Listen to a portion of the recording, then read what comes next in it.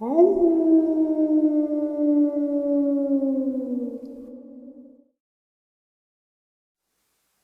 and salutations, everyone. I hope everyone is doing well today. Today we have another Q&A call-in with Victor and some subscribers, and we actually end tonight's with a subscribers encounter. And it is a terrifying one. Before we get into today's upload, though, a couple links. As you know, I rely on my Patreon, my PayPal, and my merch to help this channel to continue to grow and go. All of those links are in the description below. I also have a second channel for creepypasta, fanfiction, and scary voice acting. Stories that, they just don't fit on this channel. Now, if that's anything that you're into, follow that link and give those stories a listen. You may just like what you hear. Now I've taken enough of your time. Let's get on with today's upload. Shall we? Alright guys, our first subscriber call is Elizabeth. Elizabeth, how are you today? Fine, Jeffrey. How are you doing? I'm great. It's wonderful having you on finally. And thank you. It's good to be on. You have been definitely a huge part of the comment section, so I definitely wanted to get you in on this show. I have Victor with us as well. Yes, I'm here tonight too. And I'm going to give you guys the 15 minutes so you can ask your questions and Victor can answer them. All right. All right. Sounds good. Yeah. Elizabeth, what you got for me tonight? Okay, Victor, I guess I'll start with my first question. I was wondering about Taylor, Mississippi. It seems like there are so many stories that come out of Taylor, Mississippi, and I was wondering with the program if there anything that could be done to help these people there. I mean, it seems to be a huge population of Dogman encounters and, just... So I was wondering. Taylor's a hot spot, and we have agents there quite frequently. Okay. We are calling them in constantly, and we watch that area, and we try to keep them called in from that area. But there also seems to be some underground systems that they use around Taylor. Oh, okay. And Luke had one of these that actually comes up on what used to be his property, and that was a route for him. That makes sense, because that was in my next question. Was like, why is it that they're there so often? So there's a route there for them. Yes, makes sense. Yes. Okay, and then my second question was, what, if anything, can be done to safeguard, say, someone's home who is having issues with the Dogman? Like, say, for instance, I know lighting, is supposedly a deterrent, but what about electric fences? Something that could be put around as a deterrent, and how high would you recommend, if at all it would work? Electric fences would be effective to a certain extent till they learn what it is. Okay. They're going to get shocked probably once or twice by it, and they're going to learn what it is, and they're going to learn to avoid it, and they're going to learn how to get around it. Really? Yeah. You'd have to have them at different intervals, different heights. You'd have to have something low enough that they couldn't get under it. Something they couldn't dig under. And then you'd have to have something, at a different level. You'd have to have almost a fence of it. A consistent fence. And then you get, they can jump. Yeah. So high that that it would be just about ineffective to put it up. I thought about putting, if you put an electric fence and they jump, you could always put something down at the bottom where they land. That's true. That's true. Would take care of them that way. Nail boards is a very effective thing that they hate them. Okay, good. That's good to know. That is a big deterrent for them. And it's something very simple, and for some reason it's a deterrent for all three. And that's a good one. just get you a piece of plyboard and randomly drive nails through it and hide it and cover it up. They will step on it, if it's concealed well enough, and that's a big deterrent. Okay. What was my next question? Let me see. I guess there was a couple, but I'll go with this one. I've heard about encounters where these people will kill the Dogman or kill someone in a pack, and then after that, these Dogmen will, I guess, either follow that person until they hunt them down. And I was just curious as to what is it about the Dogman that will do that, or do both Dogman and werewolf do that? Most of the time, if a human kills a Dogman, unless they take a souvenir, they won't just track them down. If they take something from that Dogman, so they take a claw. Okay. As much as a claw, you wouldn't think nothing about a claw being missing. But if they was to take so much as a claw from that thing just to remember, I killed this thing, they would know somehow that they took this claw. And when they bury their dead, oh really? Okay. Or the werewolves do. And the Dogmen, they just, they leave them on top around the rot and everything, but they know that there's something missing from that body. That, you take no souvenirs from these things. If you're going to bury them and leave them be. If it's best just to leave them lay and not even approach them. Just you kill it, get out of the area, be done with it. If you go up to it and look at it. Don't snap pictures, don't do nothing. Just go up there, admire it, keep that memory in your head, and be gone. And leave it alone. Okay, that makes sense. That's the best thing to do. And that'll keep you a whole lot safer. I guess that's pretty much my questions. I guess I thought the other day when you mentioned about vampires, I did not realize these things existed. So I guess my question would be on that, what do they look like? Do they look like a human being, or do they look cryptid looking? What is vampire and what do they look like? A good description of one is they're in human form and stay in human form. They come out at all hours of the day, 24 hours a day.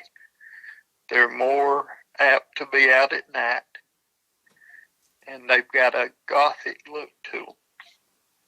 Okay. Usually they dress in all black. They're bad to powder their faces very white. Something like that. So now are these humans, or are they possessed? You think there's something more like demonic possession? Do they change form at all? No, they don't change form. Okay. They're not human. They're a vampire, but they appear as a human, like a human being, but they're not. They're a creature. They're a creature, and they've got the Gothic look and they when they powder their faces really white, more than a normal Gothic person does. Okay. So it's more of a spiritual thing. I at least for me as a Christian, I would imagine that I would get a sense that something, I usually do when something isn't right. So I the believe. biggest place for them is in Nevada and California. Is about great. only two states. in California. You're in California. Yeah. Well, what county? And there is a lot of Gov'T people here. I see them. Yeah. What county are you in? Well, I live in Kings County, but I guess my question would be, we go camping a lot in the Sierra Nevadas and also Sequoia Mountains. Yeah. So my question is, I guess that would be Fresno County. You know, Fresno. how many, werewolf or dogmen are up there? I mean, I know the Sierra Nevadas is where we usually go. Yosemite's up that way too. But, I mean... about Fresno. Correct. Okay. Fresno County. Okay, let me get it pulled up. Now, when he lets you know, this is just today. What's there today? Yeah, what's there right gonna now. change. Yeah. So. Got it. Okay, you got right at present time, which these things are nomadic. Remember that. Correct. There's 14 dogmen. And there's 10 werewolves. Okay. And that's up in the mountains or in the city area? Yeah. Okay, yeah, that's what I thought. Yeah. It's showing in Fresno County, that's showing them in the majority of them on the eastern side of the county. And that puts them mostly into the, I guess I'll put them Sierra. mostly in, that's going to put them mostly into the mountains. Yeah, Sierra Nevada's probably. Yeah, and most of it is in the southern portion of the county, though. So, oh, really? Yeah, they're holding to the lower side for some reason. Oh, wow. It may be that the traveling's easier, or there could be different reasons, and not sure why, but well, it's kind of good. I mean, we go camping way up, so if they're keeping it lower. Your county is Kings County? Correct. Okay, just to let you know what you've got there. You've got 10 dogmen. In Kings County? Yep.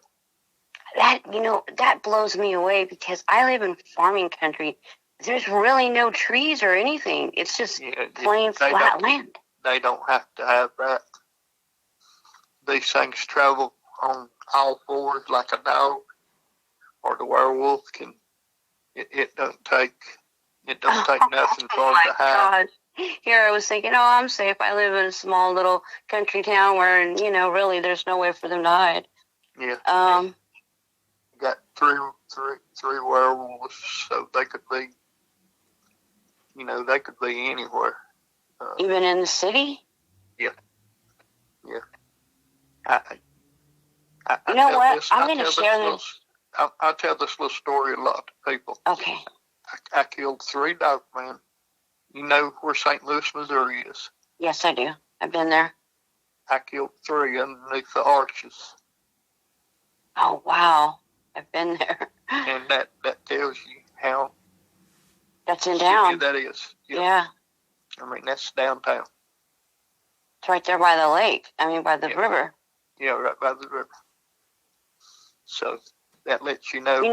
I'm going to share this now because a few nights, it's been a month now, but I remember hearing coyotes. And I always hear these encounters with coyotes. And I'm thinking to myself, where in the world would coyotes be out here? Yes, I live in farming country where there's orchards and grape fields and, all kinds of stuff. But I live in town. And they sounded like they were just not too far away. And I was like, why are these coyotes like they're sounding like they're in our neighborhood? I guess maybe they're getting run out. They're getting pushed. Okay. It could be by either a dogman or a werewolf. So. That makes sense. They could be getting pushed in there. And if you listen, most of the time, there'll be additional sounds. with the coyotes. Well, when that happened, because I have a hard time sleeping, so I usually stay awake pretty much all night. And I was listening to that, and because of these stories I listened to, I thought, I wonder if I'll hear a howl, and I listened, but it just got silent all of a sudden. That's it, just silent. And I just thought, okay, I guess not, but who knows? It went silent all of a sudden. Yeah. Something was present. We're about 30 seconds, guys. Within your general area. Wow. So, wow. I never would have imagined them being here. Yep. Okay, Victor, well, thank you so much. Been nice speaking with you. Have a good day. Thank you. Elizabeth. You too, sir. Thank you for coming on, and thank you for all your support. It really means a lot to me. Oh, you're welcome, Jeffrey. Love you guys, and God bless you both, okay? Take care. Bye-bye. All right. Bye-bye. All right, guys, our second subscriber call-in is Bruce. Bruce, how are you tonight? I'm doing absolutely great. Thank you for being available tonight. I really appreciate the support of the channel. I've got Victor with us, and I am going to turn the line over to you guys and give you guys your 15 minutes. Hey, all right, Bruce, what you got for me tonight, sir? Well, I had a couple of questions.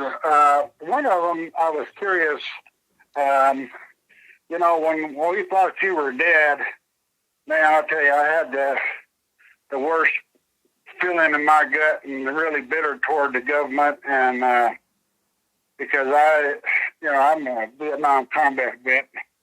I was point man 101st, and I stepped on a booby trap to kill my sergeant, but I have just a very, very small taste of what you've gone through and continue to go through, and I had so much and do have so much respect for you, and I appreciate Jeff and his program, but I just thought of me died. I just thought that was the most horrible thing that could happen to somebody that's done the things that you've done. Anyway, one of the questions I had, sir, was I'm hoping that, you tied up a couple of guys to trees and stuff, and you'd ask this guy what was going on and why, and he wouldn't answer you. I'm hoping you can please tell me that he and these other guys are no longer working in the program, because they're certainly not somebody you could trust. And I just want to know that the guys that are with you have enough respect, at least as much as these werewolves have for you as a commander and a leader. But I want you to know how much I love and respect you, what you do and what you've done. And there's so many of us who have prayed so hard, and a lot of us just absolutely, part of it just died when we thought you had been murdered. Well, I appreciate that, Bruce. But it was something that had to be done, and the higher ups that we had to get, we got them, and the higher up that I used to have to answer to, he is no longer with the program, and he is no longer in the service anymore of the CIA. So he was retired out, and unfortunately he got his pension and everything like that. But but was he trying to get you killed off? Is that what was going on with these guys, and he ordered them and they couldn't say or whatever? I mean, that was a pretty shaky deal. The part where I had to go dark was a foreign power trying to get to me, to take me out. Because they don't like your extracurricular activities when you're ordered to go somewhere and take care of business. They didn't appreciate your talent, right? And your guys. Yes, they don't like it any. So. All right. One of the other questions I had quickly was this deal about these werewolf, or the dogmen having their tails split and stuff, and some of the things that are going on, I was a little suspicious that maybe there was somebody that had been in the program, or maybe is in the program, but is still maybe connected to some either foreign power or somebody that's got it in for you, and that maybe there's some kind of shenanigans going on with a handler or a pass handler that's informing these dogmen that they're being eradicated, and so they're just kind of creating havoc and headaches for you and your team.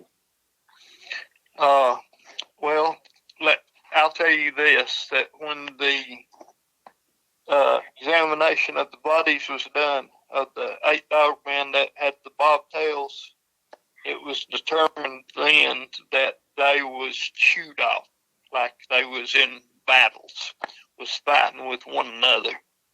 Oh. So it may have been a power struggle within the group, with them being all there. And well, I'm glad to hear that, because I was suspicious. The CIA, they're not very high in my book, and I just, you never know when you're going to get stabbed in the back, or you're dealing with some kind of shenanigans, and that's what I was worried about. And this is why I was so mad when I thought you'd been murdered, is because there are so few men or women in history that have done a service to this country and for the American people, that you and your team and the werewolves, that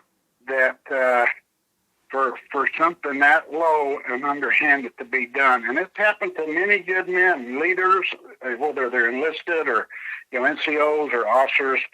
There's been more than one that's been treated and done in by. Yeah, that's true. I fully understand what you're saying. So anyway, my heart, my prayers, and I think of all of us that belong to Jeff's circle of friends and subscribers as being like brothers and sisters, and I think most of them do pray, or at least they're concerned about your welfare, and that's the main thing I want you to know, is how much you appreciate it. Well, I appreciate y'all. It means a lot to know that I've got that many prayers going up for me, because that helps a lot. Well, that's the way we feel about you and Jeff. And Jeff is, none of us are perfect. We all make mistakes. We have our good days and bad days. But, we pray for him and his daughter, his family, and for his health. Thanks, Bruce. And, I appreciate that. I'm just amazed that, if God didn't have his hand on you, as much as you endured in battle and all that you've been through, it's no question in my mind the Lord has his hand on you. And there's very few people that could do and continue to do what you do. And so you have my highest regard and respect, sir. And congratulations on your promotion. They were long past due. Yeah, I do appreciate the kind words and everything. I really appreciate them, and don't believe they ain't falling on deaf ears, because I like to hear that. It goes a long way with me. And Bruce, you got about 7 minutes if you want to ask any more questions that you've had. I was curious about when they're in their flights going on these special missions, and these werewolves are, sitting in the plane with you and stuff. Do you have, other than just mission briefings and stuff, do these werewolves talk to you? Do they give you any positive feedback or encouragement, or express their gratitude for being able to be there with you? I mean, because just like, having been a soldier, anytime you got a good leader and you appreciate them and you'll follow them, do these werewolves show or express any sense of pride that they're working with a man that has integrity, has heart, has respect for them, and treats them as an equal? Well, yeah, they do. Actually, they do.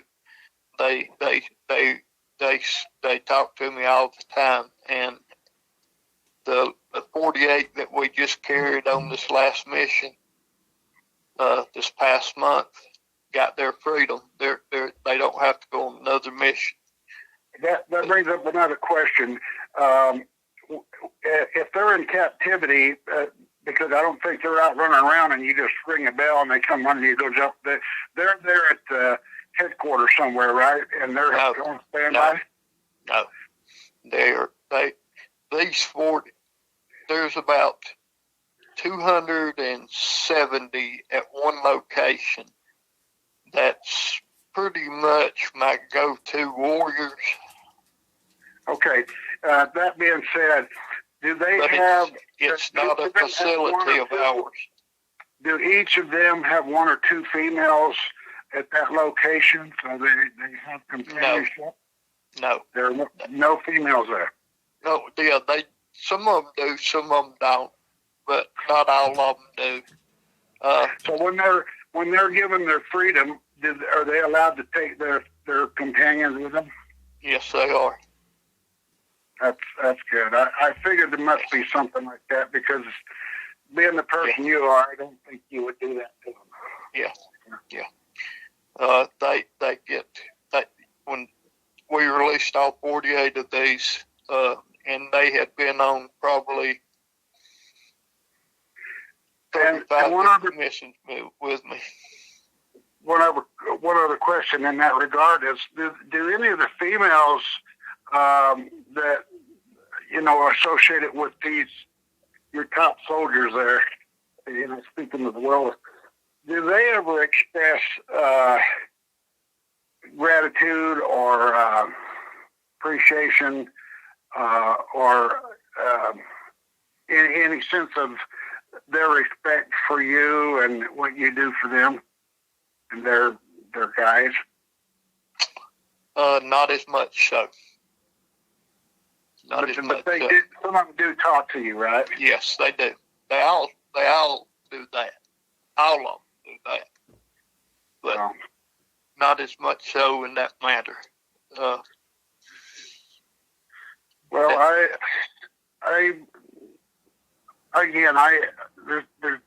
no way we as American people can thank you enough. And I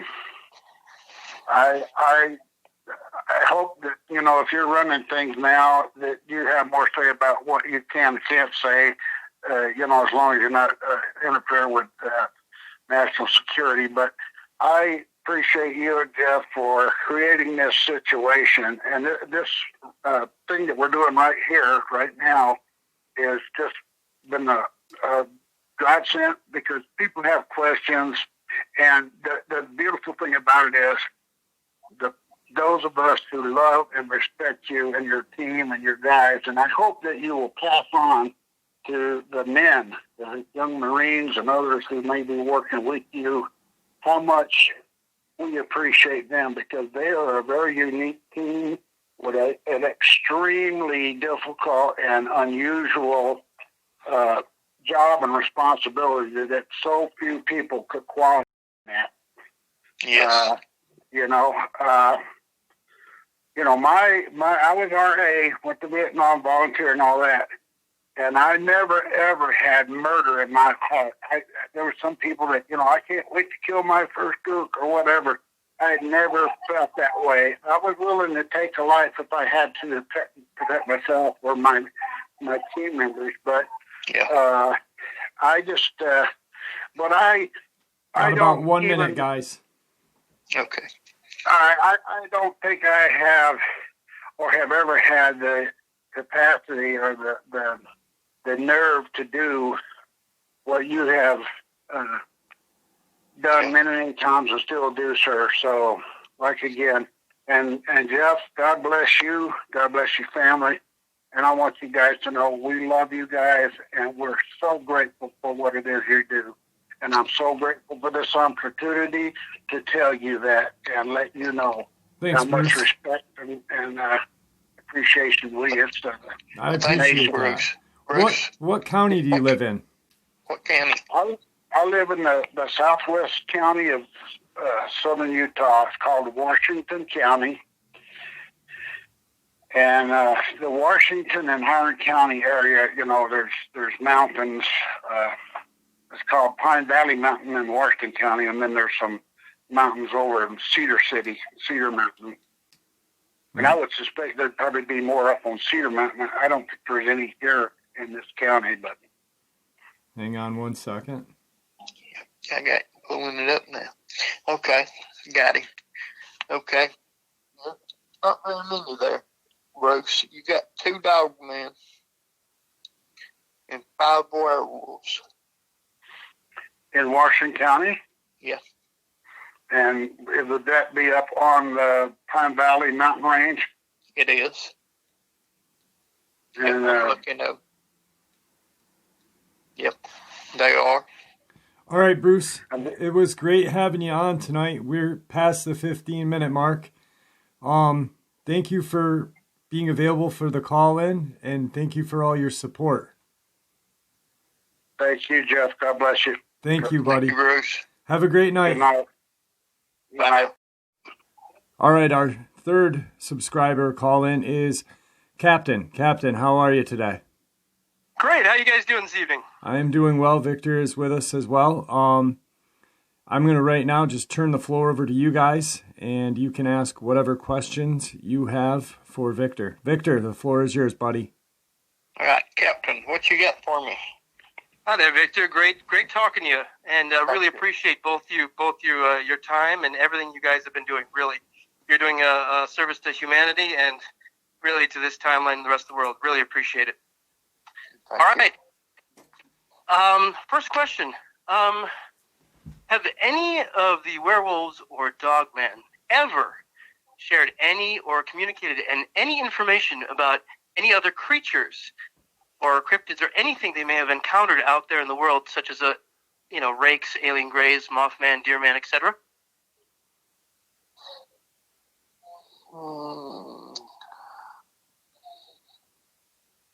Not to my knowledge. They not openly to me. No. Okay. No. All right. Not. All right. Second question. Do you have any reason to believe that some of these creatures may have originated off of this planet, such as the Sirius B constellation or Canis Major or Canis Minor? We have aliens that's in captivity that I don't know where they originated. I know where these 3 originated was by God here. That's where their root system is. I know where they come from planet Earth, or I assume they come from planet Earth. God put them here. I've had Sebastian tell me about their ground roots and from the beginning of time, and I've read the Dogman where supposedly their roots is rooted, come from Egypt and further back and everything in India. So I assume that both of them are of this planet and of this world. And Bigfoot, I'm making the same assumption, which, that can make a ass out of you and me, but I'm assuming that they're all of this planet and of this world. Okay. So, excellent. All right. And have you ever, by any chance, faced any vampires in any of your hunts? I have. And if so, how would you go about dealing with them if they are extremely hostile? Would you just take them, handle them in a certain way? You basically try to talk them down. They are very human in appearance. They're Gothic. They are mostly on the West Coast, California area, Nevada area. Okay. Okay. But they are in existence, not near as many as they used to be. They roam 24 hours a day. They heavily powder their faces, like the goth people. But they're very white. Okay. Okay. Excellent. And one of my last questions, and you didn't, when you retire, will you be at liberty to share any additional photos or videos with the world without feeling any repercussions from the powers that be, or will all that be in your book? I will be at more liberty then than I am now. Okay. And there will be in my book, yes. I intend to chock it full of pictures of, all three. Clear photos. Excellent. Wow. All right. Not any blurry, grainy. Can you make out the ears on this? It's very pixelated. Yeah, it's going to be very clear pictures. Okay. And things of that nature. So there won't be no question to what you're seeing. Okay. Excellent. Could you, by any chance, in the ending, describe possibly one of your more unknown cases? Or I should say unknown cryptids that you've come across that it was just labeled unknown?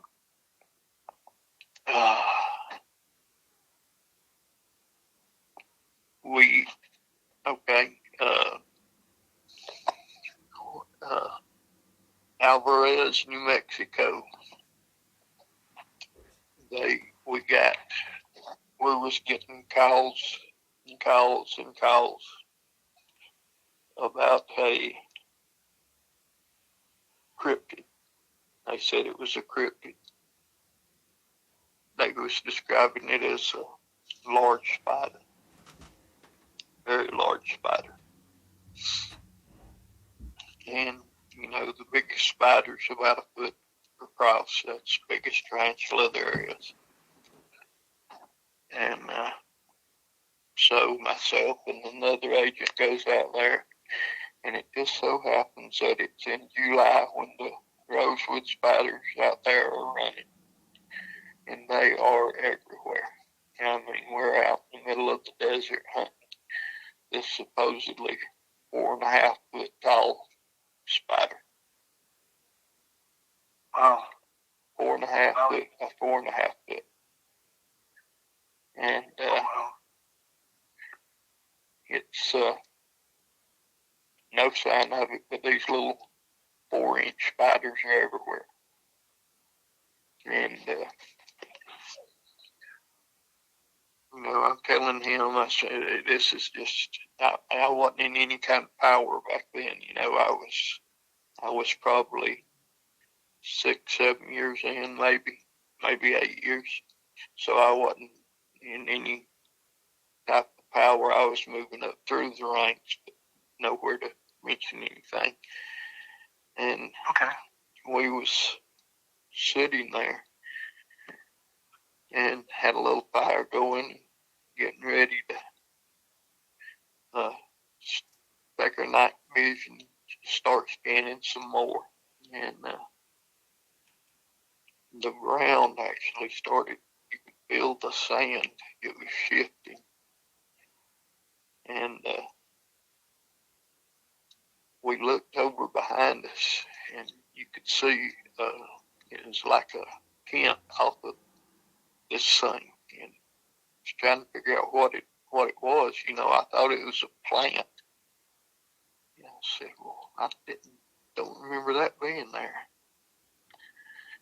He said, I don't know. It's about 25 yards out. And then all of a sudden it moved about 5 feet. This thing was probably 3.5 foot tall and about 5 foot across. And that was the body of the spider. That wasn't counting the legs. And it was a spider. And it was, they classified, I know what it was, but they classified it as unknown. Okay. Wow. And, Wowie. It had 8 legs. If it quacks, it's a duck, so you know what I'm saying. Oh, yeah. Wow, that's incredible. Wowie. So, and a follow-up to that, what you just said, were the werewolves used in Vietnam? Were they used on other humans or for other means, or such as creatures, such as these huge spider creatures possibly mentioned at some point? now, I didn't catch you. Oh, I'm sorry. Were the werewolves that were used in Vietnam, Yes. were they used on other humans or for other means, such as creatures like these huge spiders you mentioned? They was used in the tunnels of Vietnam. Was the only place they was used over there. And when they would break free after coming out of the tunnels, they broke from their handlers and never returned to their handlers. Never came back. No, none of them. What they were supposed to do was go back to their handlers, and after completing that mission, they was going to be given their freedom. And their freedom was either going to be in that country or they could come back to the United States and get their freedom. But evidently they figured, I'm free after I complete this mission, so I'm just gone. But, and that's what they done. They broke free and they was gone. And they didn't hardly do it the correct way, but yeah, they completed their missions. Wow. 98% success rate. Oh, that's excellent. Wow. Yeah. Wow. And one last thing. Can the Bigfoot, by any chance, phase in and out of possibly walls? Well, I've had one in my crosshairs and it phased out of my crosshairs, so I would say yes. Okay. I just wanted verification. I had an incident years ago. I was about 21 years old in Canada, and it was, the outskirts, and, it was in a cabin with no locks on it, and nobody's been there for a while, and I'll never forget this. I laid down up on the second floor, and I had my shirt off, but because we weren't going to stay long, it was just going to be overnight. We were going to leave right early in the morning, 0600, and right at about 10:30, I feel the most coarse hair and I'll never forget it. It was like a young hand with very coarse hair, just brush down my back, like it almost pushed me a little, and it literally sent me to 0 to 900. I peeled down those stairs like they were greased. Oh my gosh. And my family was down there saying, "What's wrong with you?" I said, "I think there's something upstairs." And they said, "Oh, there's nothing up there." I said, "Yeah, you go up there and check." They said, "Oh, no, we're not going up there. This place doesn't have any locks. We don't know what's in here." I'm like, that's my exact point. The entire night, I kid you not, I stayed up. I couldn't sleep. Thank God they had reruns of Dream On up there. I'd be out of luck. And the entire cabin had all windows. I got to tell you, boys, I was up the entire night, wide-eyed and bushy-tailed. If I heard a sound, anything snap, I was, Yeah, you was Oh, ready. knee-jerk reactions. Oh, yeah. I got to tell you. That is pretty frightening. Oh, Yeah, it was one of the most terrible. harrowing moments of my life. Very, you don't have many moments of those moments in many people, in your life. You'll know that those moments just make you stand still. And I got to tell you, my nerves were really running that night. Right. What county you live in, Cap? I am in Maricopa County. Maricopa. Good Right in old Scottsdale, sheriff. Phoenix. What is that, Sheriff? What's his name there? That makes everybody wear pink? Oh, yeah, Sheriff Joe Arpaio. Yeah. He makes them wear pink in Tent City, and One of my favorite YouTubers talks about him highly, Sean Atwood. oh yeah. No, he's a pretty good guy. We actually did a charity event. Me and my wife, we did for homeless dogs. So yeah, he's pretty nice guy. Took pictures with him. So it was nice. It was several years ago. So Right. But yeah. Maricopa County, Phoenix. We're actually in Scottsdale area, right near the Tonto National Forest. There's lots of action goes on. Our area is very highly active. I'm sure you guys know, you fellows know that. But yeah, Maricopa. Yep. Well, got 12 Dogman. 12 Dogman. 6 werewolves. 6 werewolves. Yeah, one's right on the borderline of being out of your county, so I'm counting him. Okay. It's almost 5, so I'm giving you 1, 6. Oh wow. Okay. So Not a bad number. no, not bad. Most of them are in the mountains. Got one that's very venturesome in downtown.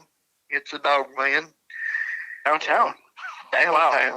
Yeah, they get there sometimes, but they're good at hiding out. So yeah. All right. Wowie. We are at time. Captain, it was great having you on. Thank you for being available tonight. I really appreciate it. I appreciate your support of the channel as well. Oh, absolutely. It's been a pleasure to be on tonight, and you both really are doing humanity and you guys, what else you guys got going on in the future, and hope maybe sometime we can talk again. Definitely. Thank you. I got your number. Oh, that'd be great. All right. Well, you guys have a great evening, and can't wait to hear the rest. You as well. Happy holidays. All right. Happy holidays, guys. Thank you. Okay, guys, our next subscriber is Tracy. Tracy, how are you? I'm good. Thank you for being available for the call. And I've got Victor on the other line with us. Yes, I'm here. And I am going to turn the floor over to you guys, and you guys can talk and figure out what the questions you want answered. Okay, sounds good. Tracy, what you got for me? Well, one thing, this has kind of been weighing on me a little bit. This is kind of probably an off-the-wall question, but Victor, I kind of wanted to know, like, what has made it so you can come out and, in a sense, suddenly talk about something like this with us? Like, I know you work for the government in a sense, and it seems like they've kind of covered all this up for the most part. I mean, have they given the go-ahead for you to be able to discuss this, so they're kind of gradually getting us used to this, or do you know what I mean? Yes, it's been a slow disclose. Right. And it's just something that they're letting go out at a slow rate. Mm-hmm. We're doing it with a small populace. I was given the opportunity to choose who I headed out to. Okay. I chose Jeff because he seemed to be the most honest out there, Okay. most credible. And when I chose him, I think there was about 7,800 listeners. Okay. And it's up to about 16 now, I think, or getting close to 16. And, it's growing, and Jeff's growing it, and he is just doing remarkable jobs with his channel, and Mm-hmm. I can't thank him enough for it. And he's he's just doing wonderful jobs. And we are just letting it out slowly to the small populace and letting them get it out to other people. Okay. So. Well, what has made them? I mean, what was the motivation behind them covering it up? Do you know? Art. Well, they've always been here, so it's not been something that's actually been covered up. As the breeding program and them being used for military purposes has been covered up. Mm-hmm. The Bigfoot program failed, so we didn't cover nothing up there. Dogman program failed. We're having to recall them. There's still good dogmen out there, don't get me wrong. And I'm sure I'm euthanizing a lot of good dogmen. Mm-hmm. But the program as a whole failed. And, we're fixing it. And I'm fixing it rapidly. Right. And as fast as I can, I'm fixing it. So the presidential change, I guess, is the biggest thing that brought about the disclosure of it. Right. Yeah, I was just curious about the all of a sudden, it just seemed like there was a lot of people that would have stories and testimonies of seeing things and then reporting it, and then they would have these oddball, I don't know if it's an oddball, but people that would show up in, undercover cars that would kind of harass them and threaten them and that type of thing. And I knew that you said that your guys didn't do that, but then who would have done that? Like what was the motivation behind people doing that to people? That would be people on state levels that will do that. Could even be the FBI. Okay. So I'm not certain why they should be threatening anyone. They should be helping. Mm-hmm. They should be getting in touch with the proper people. Mm-hmm. If it's that bad, they should be getting in touch with the proper people, not somebody that's not going to help you. Right. Threat. You don't. The one thing I wanted to ask you, I don't mean to interrupt you too. I'm sorry, Vic. I didn't mean to do that to you. The whereabout, like you said, they were always here. And I know if you go into the biblical part of this, that, God had stated that there were the Nephilim and the fallen, and they had bred, and then that was part of the reason why Noah had flooded the earth and that type of stuff. And I wondered if you felt, or if you could disclose, that these creatures could possibly be part Nephilim if they have abilities like we've heard stories of the Bigfoot, that just suddenly disappear, or they have like that predator alien type, I think it's the predator that had that shimmeriness to it where they would just disappear. And it feels to me like it could be something where they've got special abilities that could possibly be from, like angel DNA or whatever. I mean, what do you think? What's your spin on that? Well, I've had, and I've told this 2 or 3 times now, I've had a Bigfoot in my crosshairs. Yeah. And had my finger on the trigger, and before I could pull that trigger, it vanished. And right. There's no way it could have ran. So that Bigfoot went someplace. Mm-hmm. And my eyes don't play tricks on me. Right. So I truly believe that they vanish somehow, become invisible, transport, what you want to call it. I truly believe that. I mean, maybe it is like the predator creature and can go to that shimmering state and go away.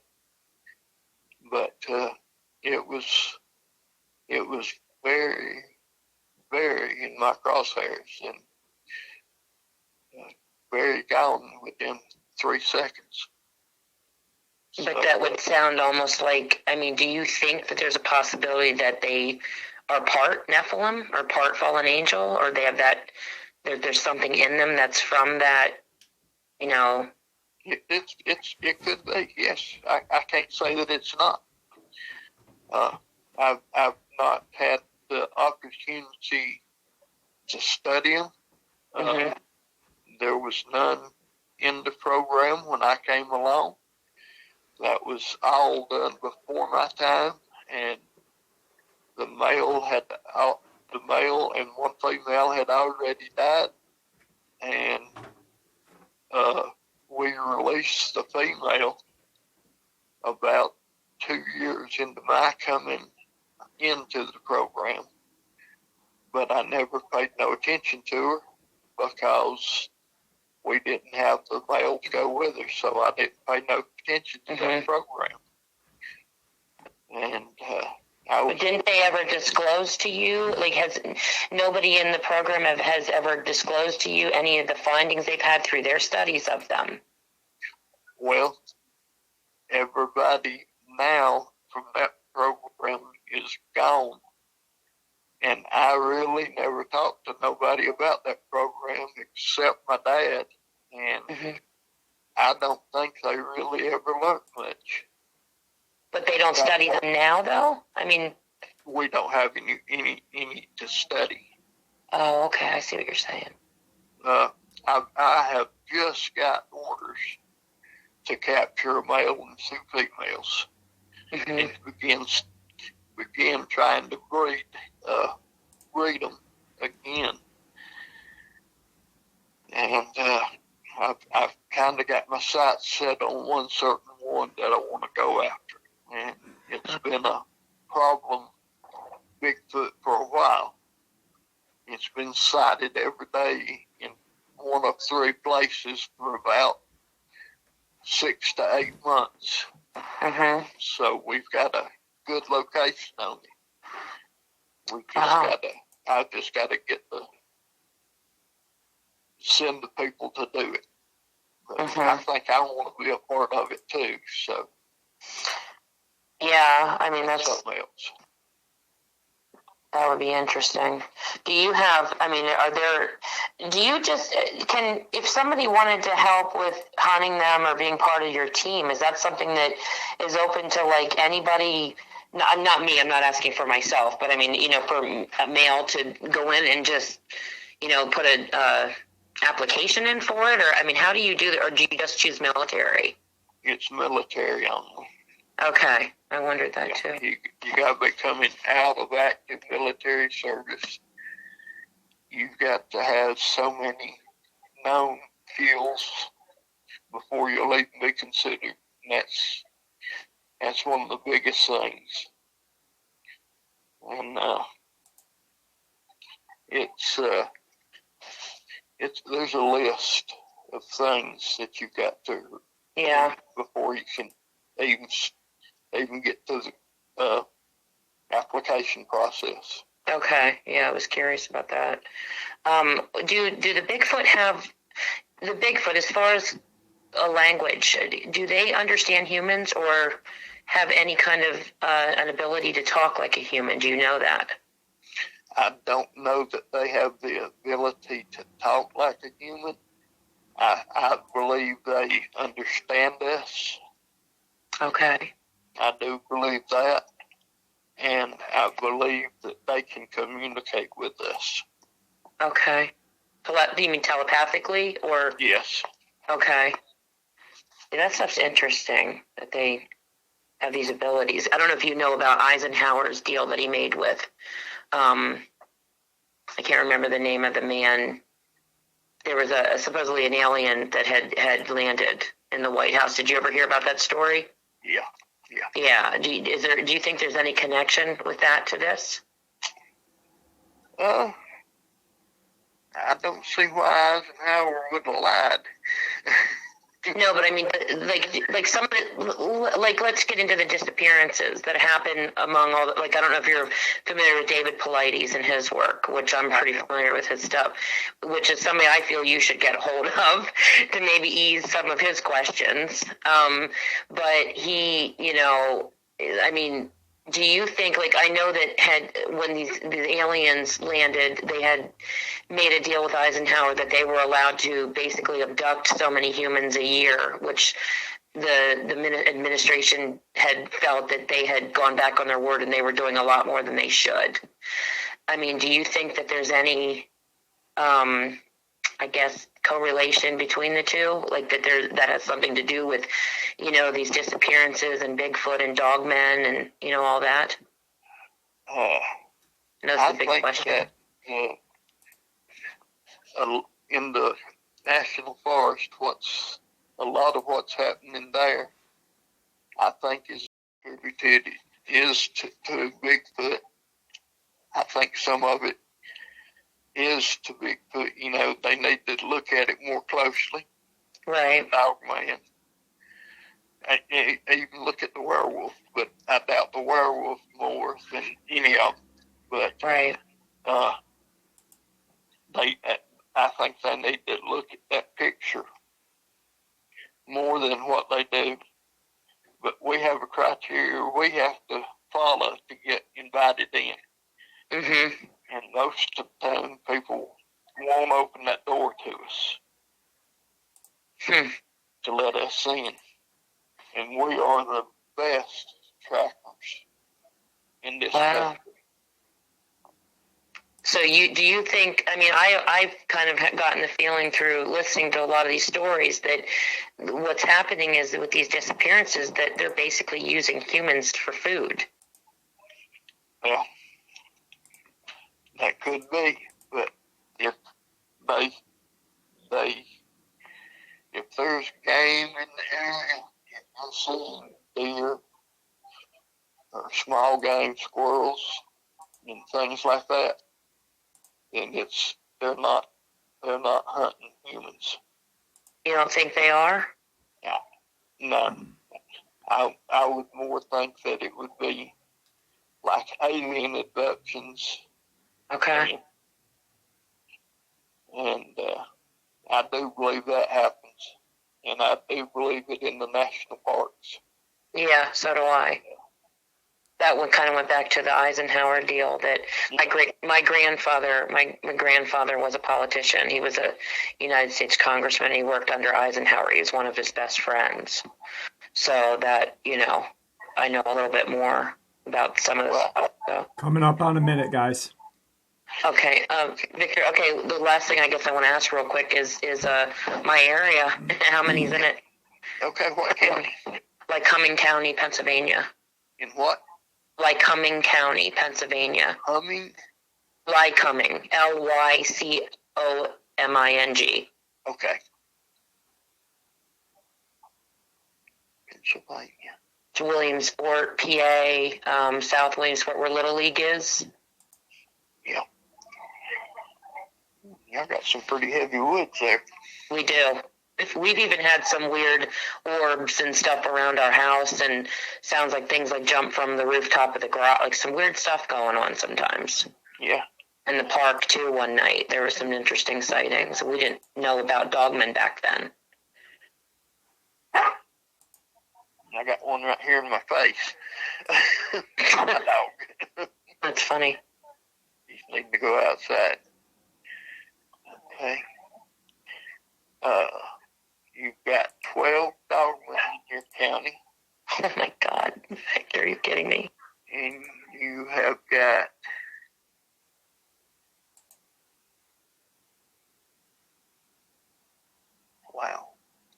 you've got 14 werewolves in your county. Oh my God. Yeah, I've got some stories about them. So I think that, how do you track them, Victor? We've got a chip in them. Oh. Okay. And that chip I can call them back in by. So you chipped all of them? All from the breeding program. Okay, but you don't know about the wild ones then? No. See, I ain't even counting the wild ones or what's been bred. Oh, jeez. Oh, my God. All right, guys, we are at that. We actually are at 17 minutes. Okay, sorry. Yeah. No, that's fine. Tracy, you said you've got some stories. If sometime you want to send me a text, and Okay. maybe we can get you on to share what you've seen and you've experienced as well. Sounds great. All right. I want to thank you for all your support of the channel. I really appreciate that. You guys are awesome. Thanks. I appreciate you guys. Thank you. Have a good night. Have a great night. Bye. Bye-bye. Thank you. Bye. All right, guys. Our next caller and subscriber is Lisa. Lisa, how are you today? I'm doing good. How about you? I am very well. I have Victor with me, and Yes, I'm here. Hello? I am going to give you guys your 15 minutes together so you can ask him your questions. Awesome. Hello, Victor. Yes, Lisa. What you got for me? Okay, I have a couple short questions here, kind of.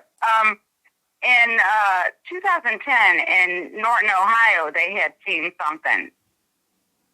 A guy had seen something, and I was wondering if that was any of that, if that was a dogman or a werewolf, if you even know anything about it. Well, I can look and see if I have anything from that town in that year, and I can tell you. So Excuse me? Norton, Ohio, that's Summit Norton, County. Ohio, 2010. So let me see if we investigated anything. We did. You did? Yeah, we did. So it was a Dogman. Oh, okay. Sure was. Go ahead. It was.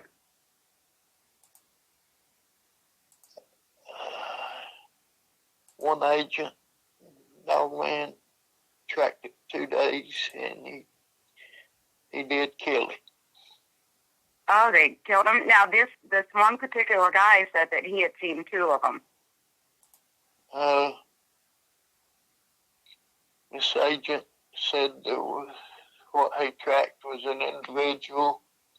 He tracked it for 2 days. Tracked it to some creek. I can't even pronounce the creek. Silver Creek, yeah. What was We it? have a lot. Smoke. Silver Creek, I don't know what was that. And he killed it just beyond the bridge of the creek. And Wow. on the second day of his hunt. But Wow. he said it was an individual. But if he's seen 2, that don't mean that there wasn't 2, because it could have been the one that agent didn't see that got away. Yeah, that's crazy. I thought so. There was another episode, I don't know what year it was, but there was some kind of thing that happened off of Viodum in Summit County in Akron, off of 76, and there was an ambulance that supposedly transported this animal, which I thought was kind of weird. Why would an ambulance transport an animal that's not? I don't know what year that was, but that was in Akron, Ohio, off of 76. I just wanted to know if that was any kind of animal, like if it was a dogman or a werewolf. Yeah, they said it was a bear, and they showed pictures of a bear, but I don't believe it was. Yeah. I'm not pulling up anything for us. Okay. I've got some Akron, Ohio stuff, but nothing that was transported in a ambulance. Oh, okay. Yeah, that's weird. And then, go ahead.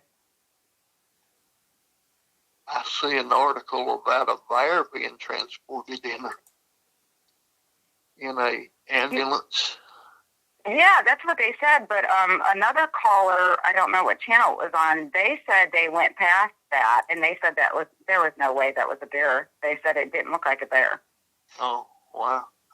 Yeah. I don't know. newspaper article where he said it was a black bear. Huh. That's So that was not your agency, didn't no, we didn't look wasn't at that one at all? involved. We wasn't involved in that at all. Okay. Now, my last main question is because I do a lot of camping out. Okay. I do. That's wonderful. I don't know what the county is. I know it's Wadsworth, Ohio, Sharon Township. They say it's Medina County. Wadsworth. Wadsworth, Ohio. Yeah, they consider the spot where I go is it's called Sharon Township. Because we camp out there and we hear all kinds of weird things after like 2 days.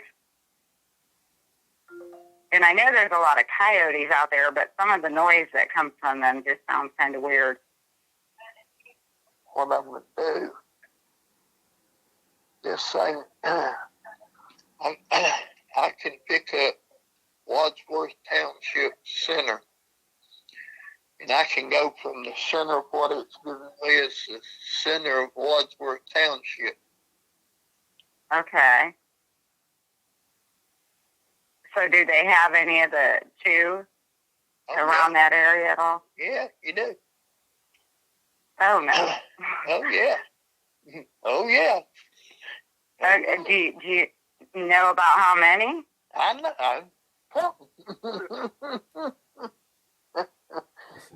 Give me just a minute. Oh. I bet you guys. Wow. We're actually out now at a bonfire, so. You got 17 Dogman. How many? 17. 17? Yep. So that could be what we're hearing off and on. Yeah, it could be. Okay, because I know my fiance, he was out there, and him and his friend at like 2 a.m, and he had seen something. Yeah, they were coyote hunting. He seen a tall black figure run through the wood line there real quick. Yeah, he said it was bipedal and very fast. It's very, very possible that's what it was. Oh, so that's what I get to look forward to when I go camping out there. Yep. Okay. Now, it's just Dogman out there, no werewolves? 8. 8 werewolves? Yep. But they're okay. You got to remember that they are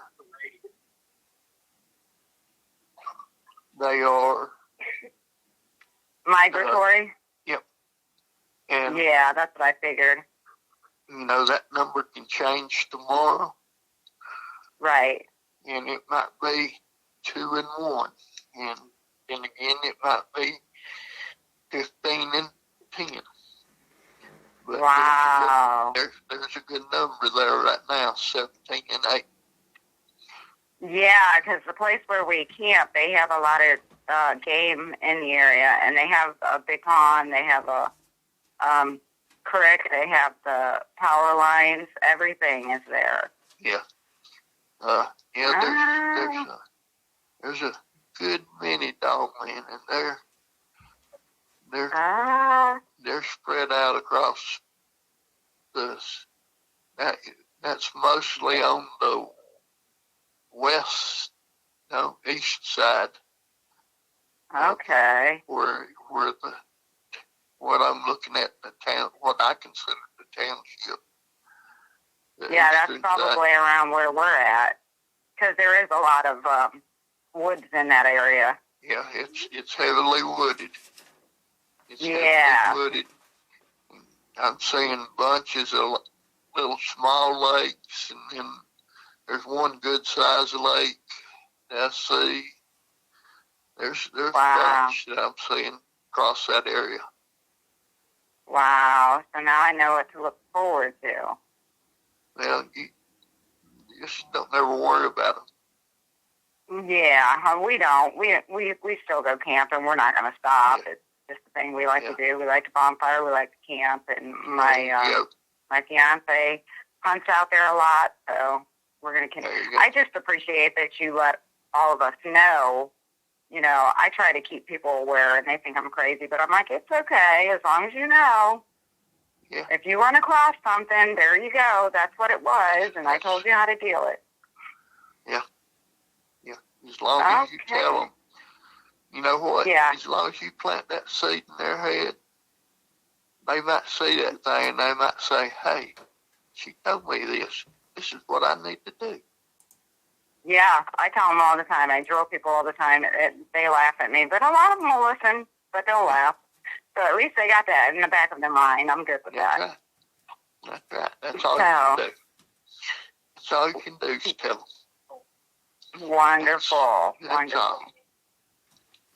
All right. It's not overly crowded. I mean, I can pick other places out that's just tremendously overcrowded, but you're not overly crowded. Well, I just wanted to make sure I was aware because, like I said, I like to camp and I don't want to stop camping, and I'm good with knowing that they're around and how to keep ourselves safe. Yeah. Just keep. So I really appreciate it. Yeah, we listen all the time. So, matter of fact, I got a little notebook where I keep notes. So it may sound crazy, but I do that just so that I know what to do and whatnot. So I really appreciate you being on here and informing us. And I love Jeff's channel, period. Thank you. I see a lot of people writing smack on other things, and it makes me mad. I'll go in there and put my 2 cents in and whatnot. But I love his channel. I absolutely love it. Yeah. Thank you very much. I think he's got the best channel out there. Yeah, I think so too. I've listened to a lot of them, and they're not. I don't know. I searched for a long time before I settled on the channel to approach about doing this. So you've got about. Yeah, and I've always sticked with his. I've listened to Sasquatch Chronicles and other things, but I don't know that. I've always stuck with Jeff's channel. It's always kept me informed on everything. You've got about 3.5 minutes if you want to ask any other questions. No, I think I'm pretty much good on the questions. Are you sure? I wanted to make sure that the area that I'm always at, that I know what's going on, because like I said, I love to camp and I want to stay camping, so as long as I'm aware of what's out there, I'm good. All right, Lisa, well, I appreciate you being able to speak with us tonight, and thank you for all your support. It really means a lot to me. Oh, you are most definitely welcome. I appreciate you calling. No problem. Have a great night and stay safe tonight, please. You too. All right, bye-bye. Thanks, Deb. Good night, Victor. good night. Thank you. All right, our next subscriber call is to Mark. Mark, how are you?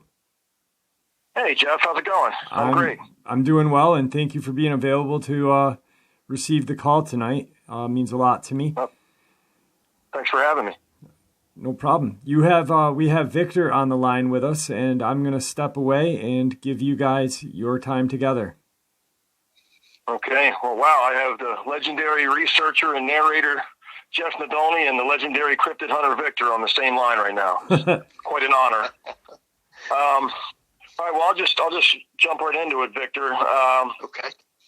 I've noticed that there's a lot of sightings that tend to happen in specific types of vegetation. I mean, how can I say it? Like that's similar. Like, for instance, I hear of big feet being spotted very often in pine groves or rhododendron groves where there's a lot of rhododendron bushes.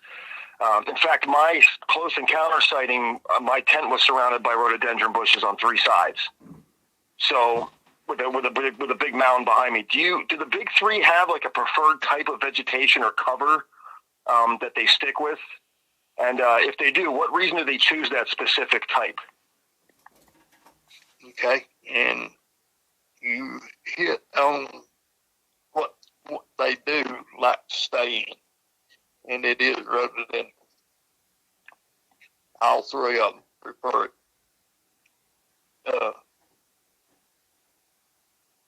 Cover is the main reason. Yeah. And the thickness. it's just, you know how thick it is and hard to get through.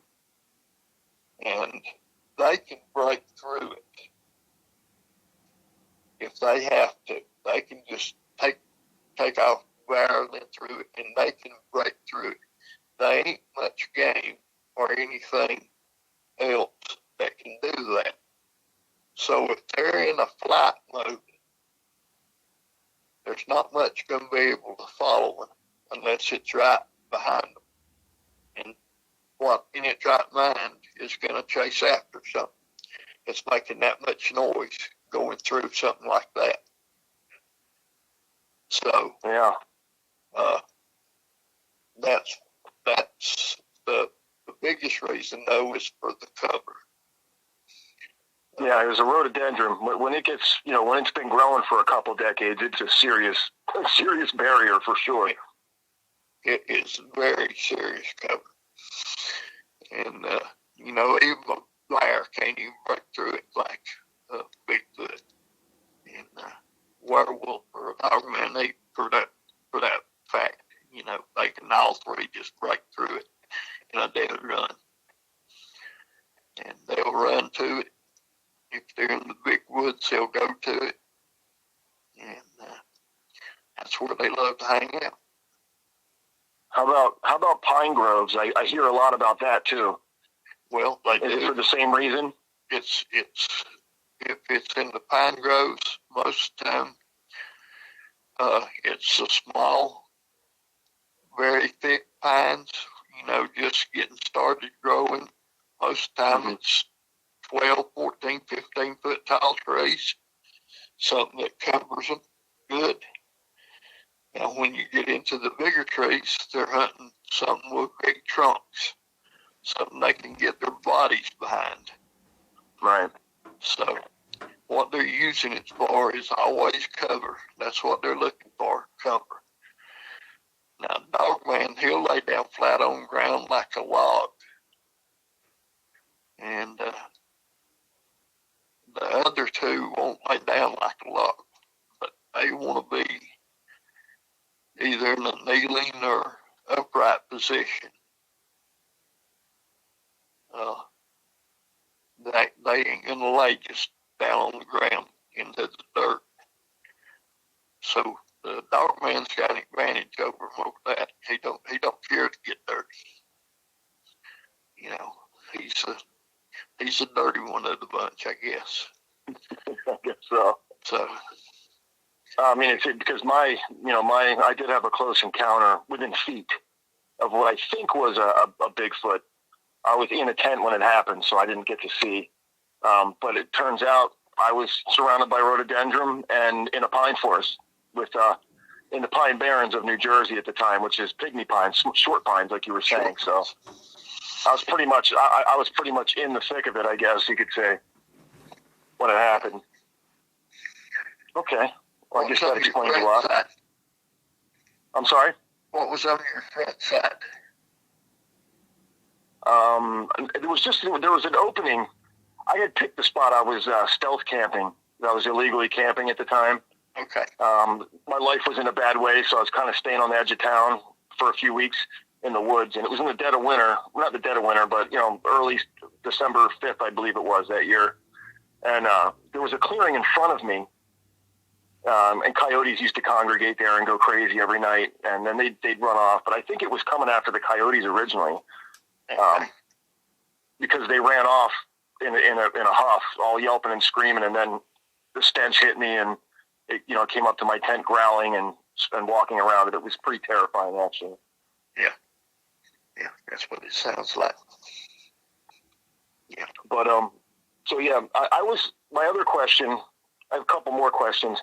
Okay. I was an anthropology major in college, so I'm fascinated by hominids. I mean, that's what I wanted to do. I wanted to be an archaeologist that studied pre-humans, essentially. So this topic kind of blends into my mindset to begin with. But and it would seem that almost every type of hominid has a type of little people, regular sized, and then giants, including us. Yeah. We have, for instance, we have the pygmies that live in the Tinturi forest of Africa. Yeah. And then we we find skeletal remains of human giants that could be up to 12 feet tall all over the world. And, in our folklore, you hear about like the dwarves and the elves and the little people and all that. Apparently, for some reason, we were able to, I guess we're just bigger and stronger. We were able to get rid of the little people, but the giants, if you're a religious man, God took care of that. But so in any case, even looking back in history, even the Neanderthals had the same thing. They had their giants. They were called Denisovans or Denisovans. We still apparently there's living giants today, like in Kandahar for us humans. And even the Homo erectus had a little people that are called Homo florenziensis. They're about 3 to 3.5 feet tall, as opposed to the normal 4.5, 5 foot tall.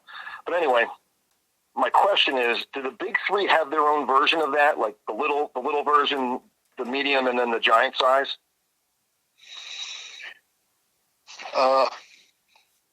The Bigfoot does. The one in Alaska is supposed to be so much bigger. It's supposed to range in the 15-foot, range. Oh, good Lord. Yeah. And the ones here, average 9 foot, 10 foot. And then there's you got some in Russia that they're the average height of a man, 6 foot. So the Bigfoot definitely has them. Now the werewolves, I hadn't seen a miniature version or a supersized version. I've seen them average anywhere from 7'6" to 11'5". It's a pretty big range. Yeah, it's a big range, but I wouldn't call it a giant for that creature. But I hadn't seen anything under 7'6" for them.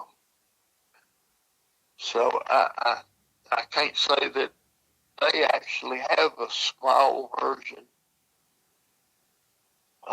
Dogman, it's the same thing. They've got like anywhere from 6'8" to about 10'4", 10'6". And but you're saying that could be like in a family group together, even. Yes. Okay, so they wouldn't be separated like like pygmies and normal sized humans and all that. That's correct. Gotcha. That is correct. Yeah. All right. I've often wondered that. It just seems like something. It doesn't surprise me though that Bigfoots have that, because they're a lot closer to human, and all the humanish hominoids seem to have that going on within history anyway. Yes.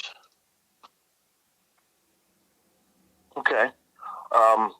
So, third question. You've made it pretty clear that werewolves have what amounts to almost like human intelligence. But I really wonder exactly where the other two of the big three stand in the intelligence department. So let's say on a scale from 1 to 10, 1 being a pretty smart domestic dog, and 5, let's say being a chimpanzee, and 10 being an average human. Where does the Dogman and the Sasquatch land on that scale?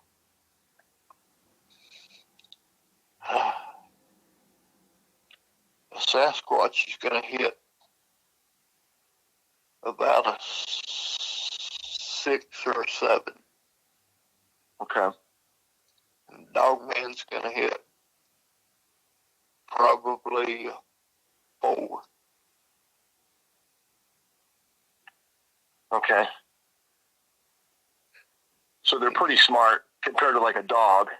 Yeah. So is a Dogman, is it smart enough to I guess if it's almost as smart as a chimp, do they use tools? Like, do they use sticks to poke at things and get at things? And are they that smart?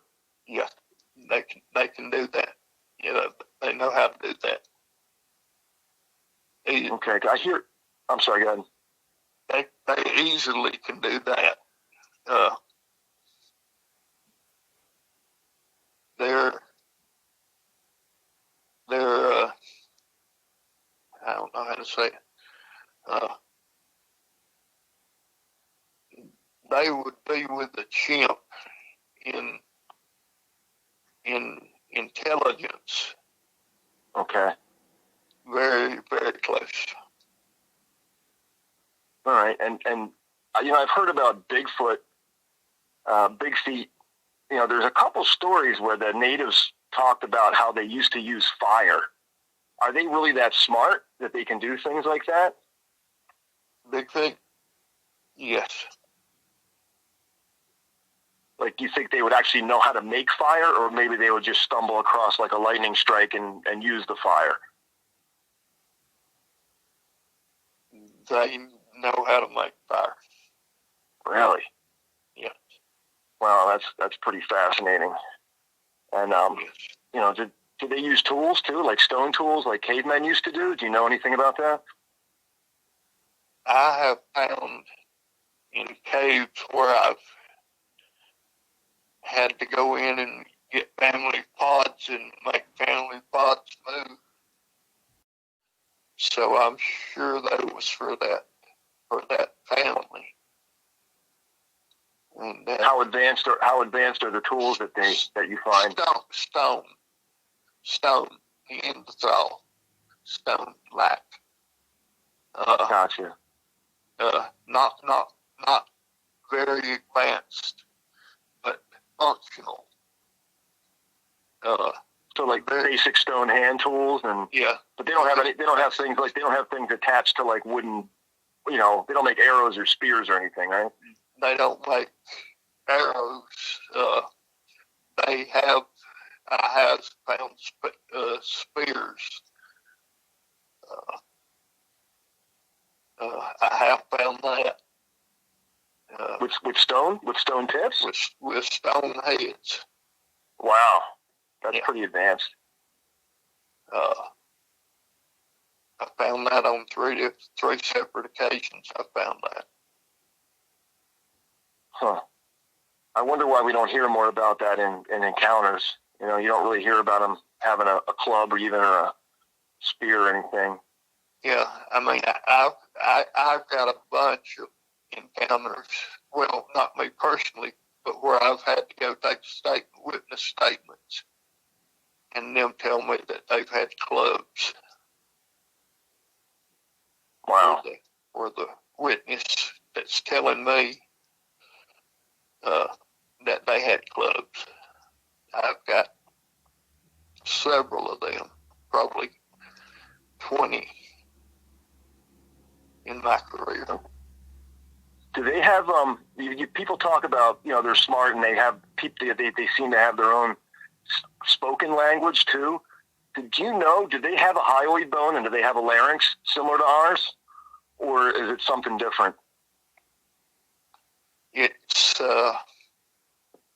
It's supposed to be the same as ours, but it's don't function correctly, is what my dad told me. For some reason, there's something about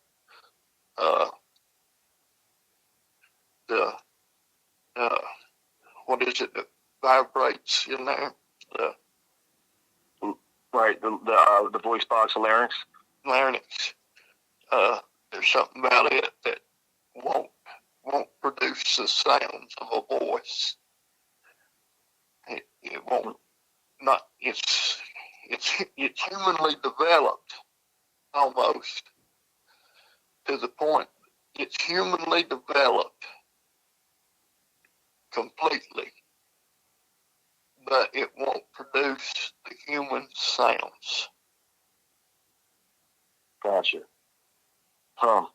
So did your father, when I know he was there when they had him in captivity originally, you said that Yes.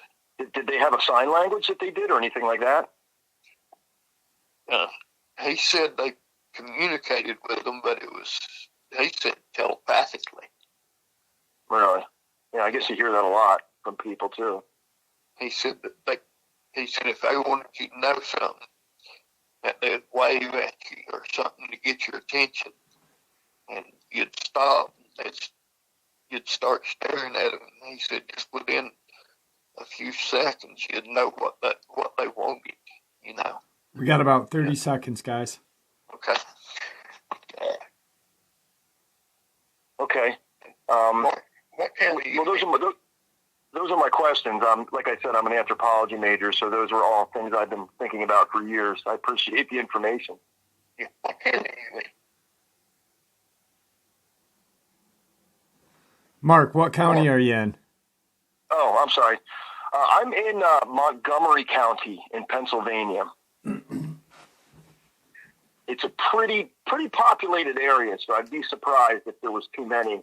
But you never know. I mean, there's definitely some woods around here if you look hard enough. Yeah, you're right. Ain't many.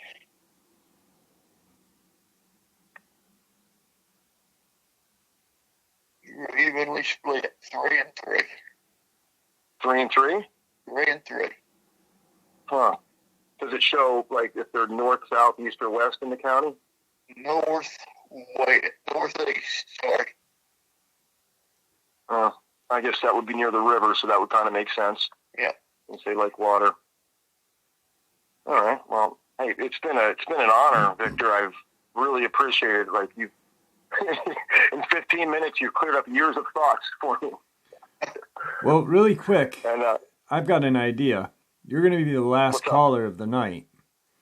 Do you want to share your encounter really quick, if you got time? Sure. All right. Sure. You want me to just go ahead and do it right now? Yeah. Victor, are you down for that? Yeah, I'm good. All right. Hang on 1 second. When you are, Mark. Okay. Well, my encounter, I had sort of 2 encounters. One of them happened last year, early 2019. It was in March, second week of March. I didn't see anything or hear anything, but I had left my campsite for a whole day. I was solo camping in the winter time. It was in March, but there was snow on the ground at the time. And I'd come back to my camp, and my stuff was messed with, and there was footprints all over the place. I got pictures of them and everything. I had video that I stored on an SD card, but I don't know where that card is. But I do still have pictures. They even ate half of one of my donuts I left out. It didn't like it, apparently, because it took a big bite and put it back. But it appeared there was 2, I'm assuming, Sasquatches.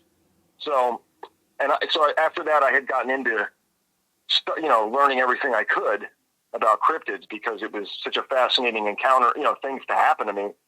And the more I listened to people's encounters, the more I realized, wait a minute, in 2014, I had an encounter. I just didn't know anything about cryptids at the time and didn't understand what had happened. I just kind of put it in the back of my mind and thought maybe it was a bear or I don't know, even though I knew it wasn't a bear.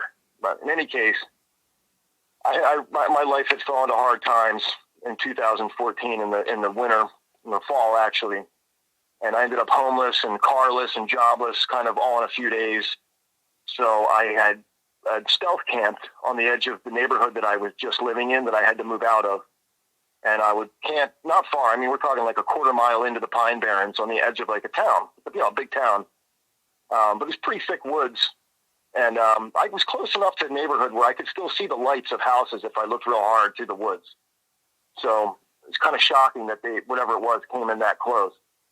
But in any case, I would camp at night, and then I would, we'd go down this trail, and I'd meet my girlfriend, and she'd pick me up at the road, and I would take her car for the day and go find a job and, find a car for myself and all that kind of stuff to get my life back together. Then I'd pick her up at work, and then she would drive me back. And I'd camp and do the same thing over and over. So it was my 5th night. I found a job. I bought a car, but I couldn't drive it yet because my insurance didn't kick in until 12 midnight the following day.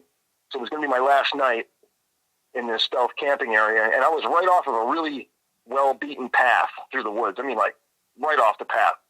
It's kind of like you walk 20 feet into the woods, and then there was a big mound, maybe 20 yards actually, in a big mound. And I can't, with no rhododendron all around, I can't behind the mound from the path, so you couldn't see my camp. Really well hidden. You could walk right up on it and not see it.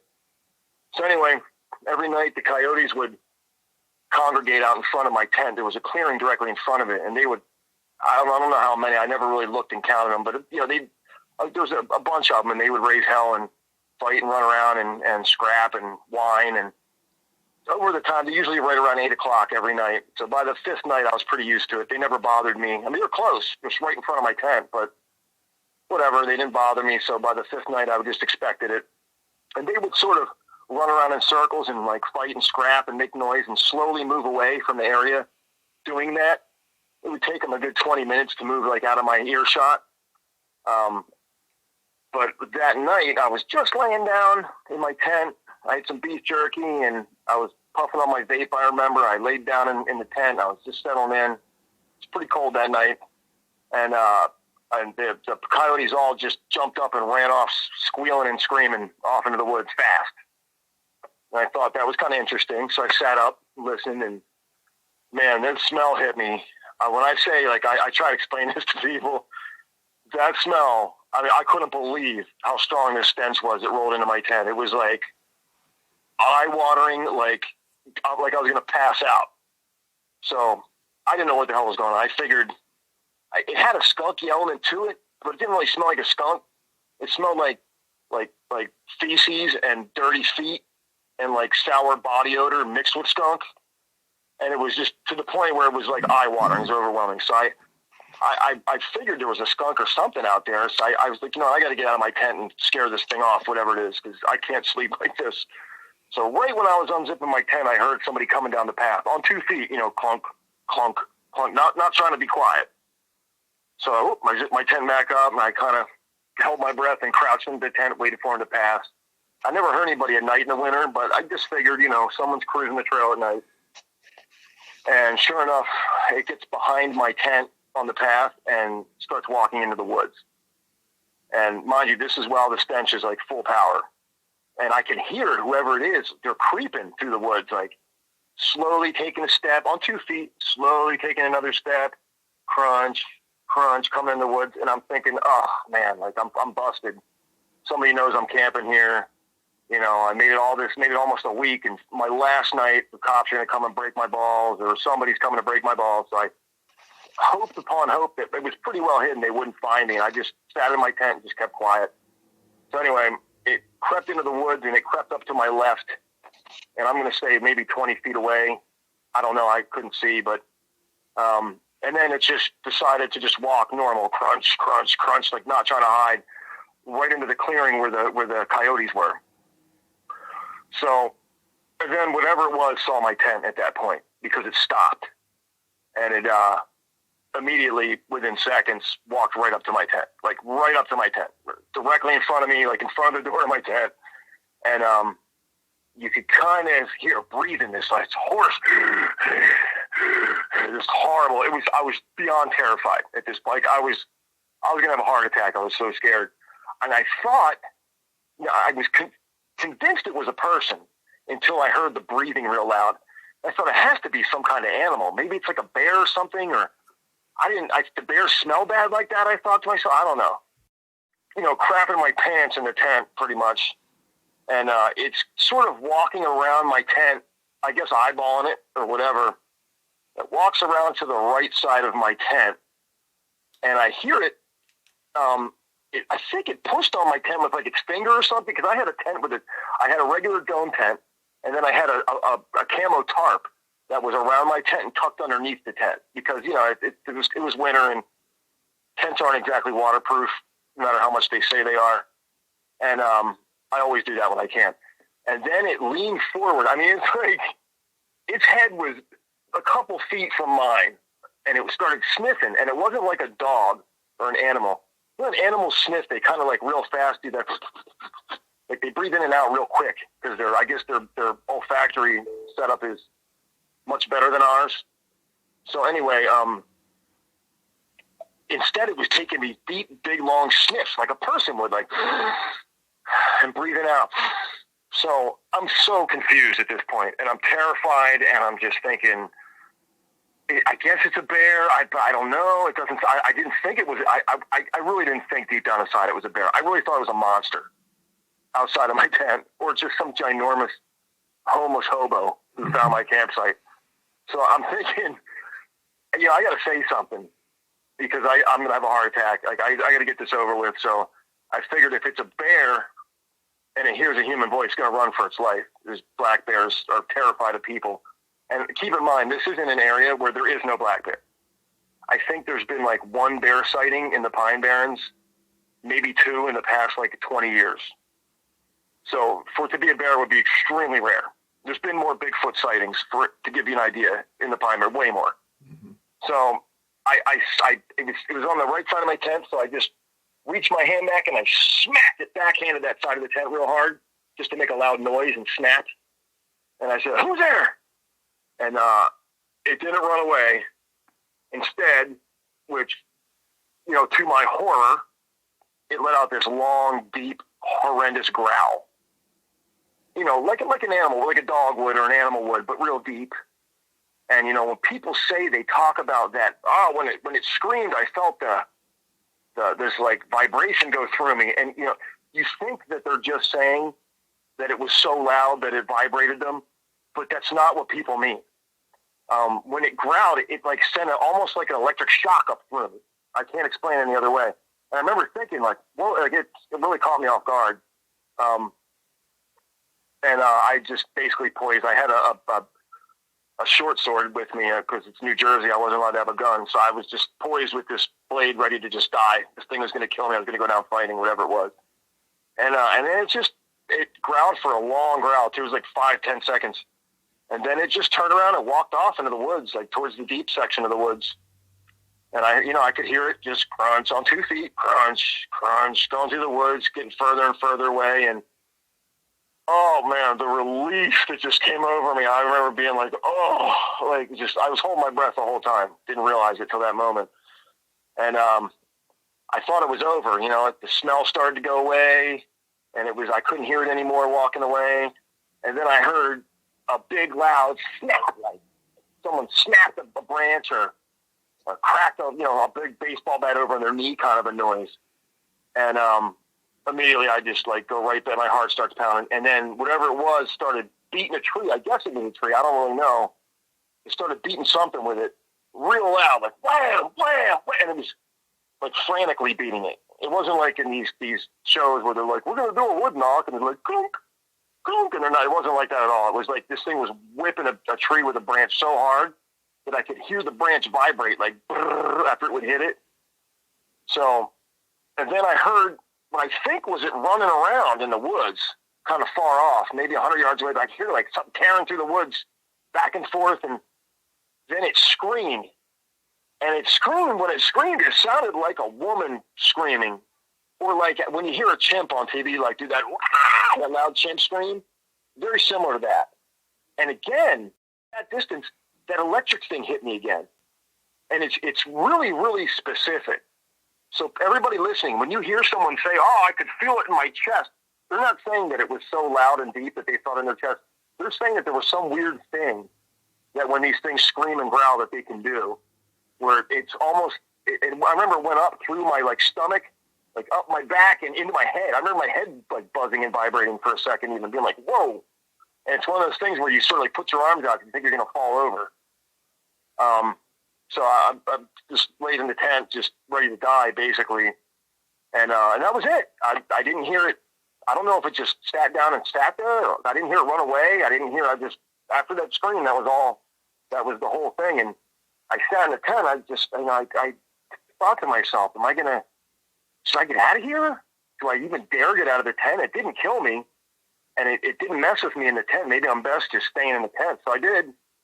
I stayed in the tent, and it didn't take long, probably 15, 20 minutes, and I was out. When that adrenaline wore off, I felt like I ran a marathon. I remember sleeping really well. And the next morning, I did get up and haul ass the next morning. I packed up everything, and I got the F out of there. And I was in a real weird state of mind the whole next day. My girlfriend knew as soon as she picked me up something was wrong. She didn't believe me. She's like, it was a coyote or a bear. I'm like, no, it's not a coyote. Might have been a bear. I don't know. But I know now it definitely wasn't a bear.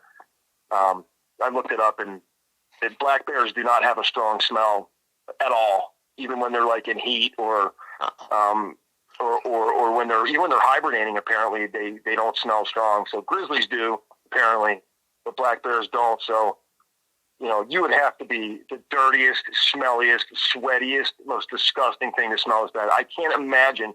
I laughed to myself that it was sniffing my tent because I don't know how you could smell anything with just that horrendous halo of stink hanging around you. Anything besides itself, that's amazing. Right. But yeah, that was my encounter.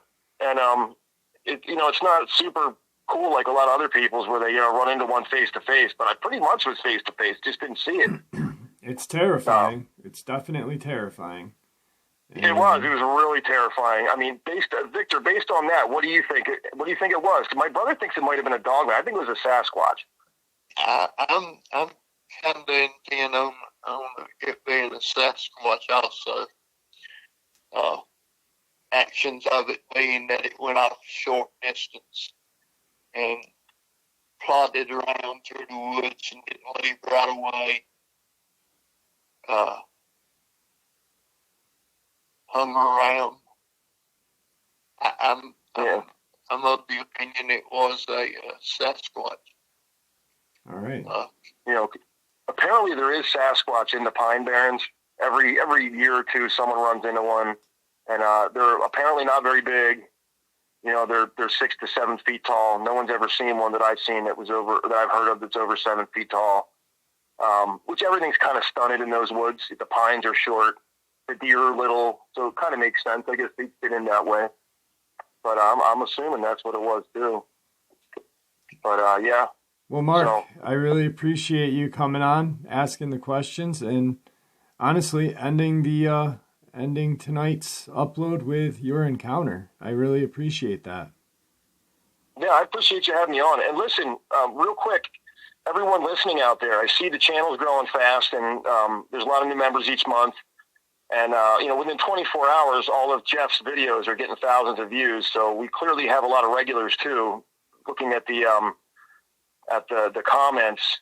And that being said, if you're one of those regulars and you haven't pledged at least $5 a month to the channel through Patreon, go do it.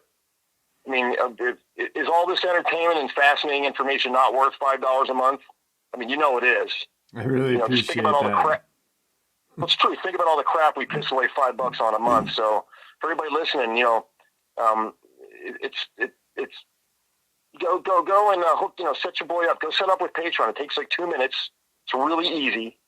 And, flip your boy a few bucks a month for all the hours of amazing entertainment and life-changing information that we get on this channel. And Jeff, Victor, both of you, thanks for everything. And I hope to get a chance in the future to pick your brains a little more someday. Well, I definitely have your number, and we've got probably 15 more people. Maybe we'll do a part 2.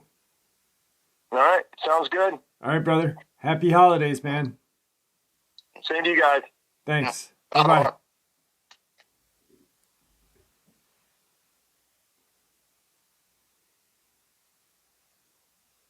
Are you there? Yeah. That was nice. It was. Wow, guys. Questions and answers and an encounter. I really am happy with today's upload. I'm really liking these. I read in some of the comments some people weren't too fond of them, but, I like them. And it seems to me like you guys like them too. So, anyway, I hope everybody's Thanksgiving was great. And I hope that everybody is staying safe and enjoying the holiday times that are upon us right now. And just have fun, guys. I am. See you guys later.